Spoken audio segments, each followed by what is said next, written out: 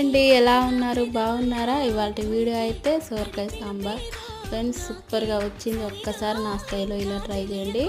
తింటా ఉంటే తినాలనిపిస్తుంది, అంత బాగుంది ఫ్రెండ్స్ సోరకాయ సాంబార్. ముందుగా అయితే గ్లాస్ అన్నర పప్పు తీసుకొని కడిగి పెట్టుకొని 2 విజిల్ పెట్టేసుకోండి. ఆ తర్వాతకి మనకు కావాల్సిన కూరగాయలన్నిటినీ నీట్గా కట్ చేసుకోండి. సోరకాయ, టమాటా, మిర్చి, క్యారెట్, పుదీనా, ఉల్లిగడ్డ, వంకాయ నేతి తీసుకున్న కట్ చేసుకొని పెట్టుకోండి ఫ్రెండ్స్ ఇలాగా. ఆ తర్వాతకి మనము 2 విజిల్ వచ్చిన తర్వాతకి పప్పును విజిల్ తీసేసుకొని రుబ్బుకొని పక్కన పెట్టేసుకోండి. మన సాంబార్ తాలింపు కోసం అయితే గిన్నె పెట్టేసుకొని ఆయిల్ పోసుకొని మిర్చి, ఉల్లిగడ్డ, కరివేపాకు, జీలకర్ర వేసుకొని కట్ చేసుకున్న కూరగాయలన్నిటినీ కొద్దిగా వేసుకొని బాగా ఫ్రై చేసుకోండి ఆయిల్లో. ఈ సాంబార్ మాత్రం నోటికి ఏది తినబుద్ధి కానప్పుడు ఇలా ఒక్కసారి అన్ని కూరగాయలు వేసుకొని ట్రై చేసుకోండి ఫ్రెండ్స్.